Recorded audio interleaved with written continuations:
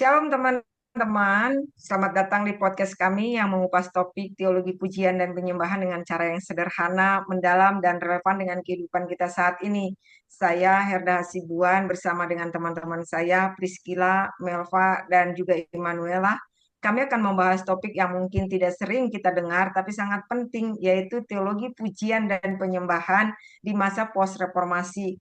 Kita akan menyelami bagaimana dua aliran besar yaitu Quaker dan Metodis memberikan warna baru dalam cara umat Kristen menyembah Allah setelah masa reformasi. Nah, sekarang saya mau bertanya kepada rekan saya Immanuela. Menurut Immanuela, apa kontribusi aliran Quaker terhadap bentuk ibadah pasca reformasi dan mengapa? Luther itu memperkenalkan ibadah dalam keheningan tanpa liturgi formal, menekankan bahwa setiap orang percaya memiliki inner light atau terang batin dari Allah. Mereka menolak sakramen seperti baptisan dan perjamuan kudus serta meniadakan hierarki gerejawi demi mendorong hubungan langsung dan setara dengan Allah.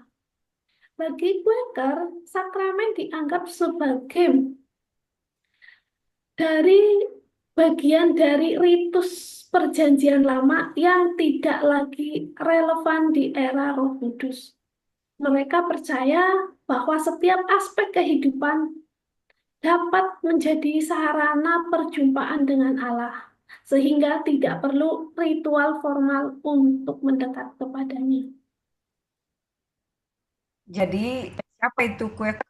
Quaker atau Religious Society of Friends adalah sekelompok orang yang lahir di tengah pergolakan spiritual pasca reformasi. Mereka memperkenalkan pendekatan ibadah yang sangat berbeda, tanpa liturgi, tanpa musik, bahkan tanpa khotbah. Bagi mereka, keheningan bukanlah kekosongan, melainkan ruang untuk mendengarkan suara Allah secara pribadi.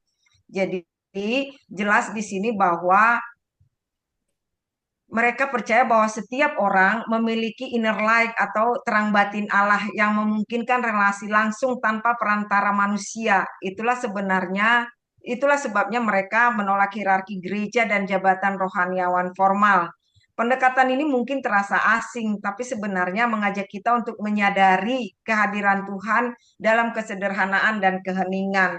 Sekarang saya mau bertanya kepada teman saya, Melva.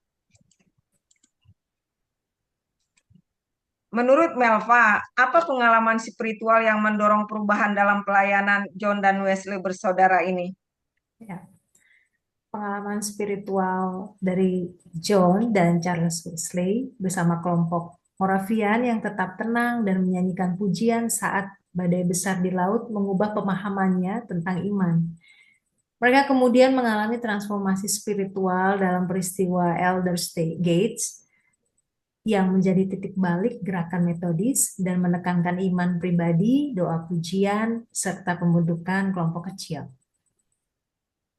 Kalau kita mendengar apa yang pendapatnya daripada Wesley bersaudara ini, saya bisa membayangkan gitu. Kita bisa membayangkan bagaimana kita ada di tengah badai laut, kapal oleng gitu, semua panik, tapi ada sekelompok orang yang justru menyanyi memuji Tuhan. Itulah yang dialami oleh John Wesley bersama kelompok Moravian. Pengalaman inilah yang mengubah hidupnya dan menuntunnya pada momen pertobatan besar di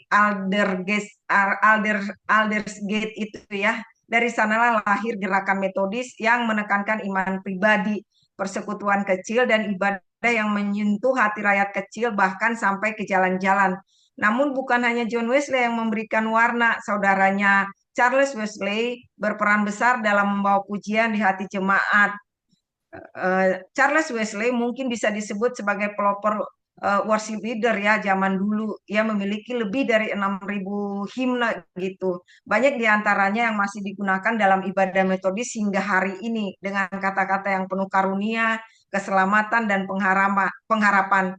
Charles menghadirkan teologi dalam nada dan lirik. Pujian menjadi bukan hanya musik, tapi sarana pengajaran dan perjumpaan dengan Allah.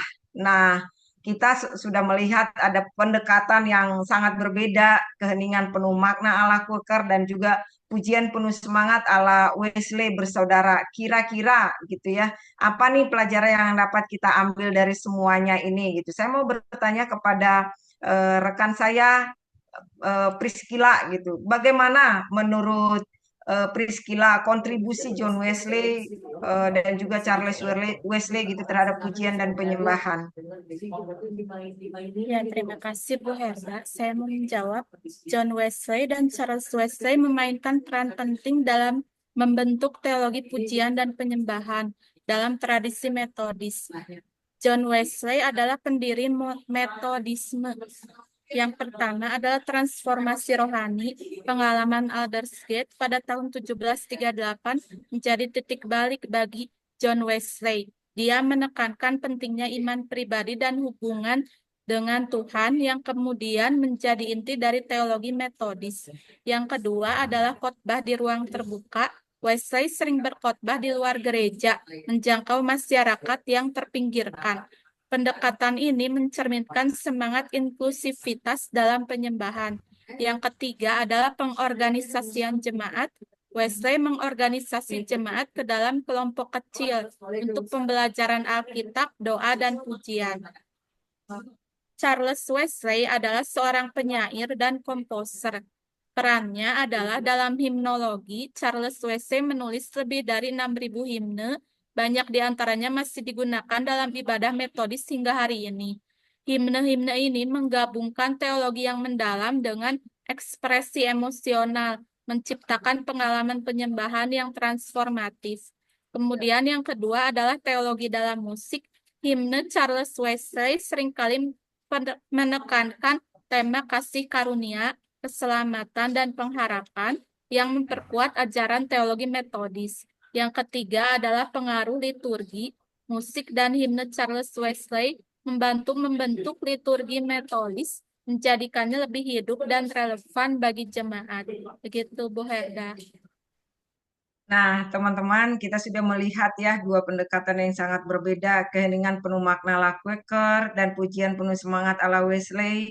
Bersaudara, kira-kira gitu ya, kita sudah belajar banyak dari apa yang diajarkan oleh beliau-beliau ini. Dari Quaker kita belajar bahwa Allah bisa dijumpai dalam keheningan dan kesederhanaan. Dari Wesley, bersaudara, kita belajar banyak pujian, bisa menjadi alat perubahan hati dan pengajaran iman. Mereka berbeda pendekatan, tapi sama-sama mengingatkan kita bahwa penyembahan bukan soal format, tapi soal hati yang sungguh-sungguh merespon kasih Allah. Demikian podcast kami membahas teologi pujian penyembahan pada masa post-reformasi. Kiranya Tuhan memberkati kita semua dan terima kasih sudah mendengarkan. God bless you. Shalom. Shalom, God bless you.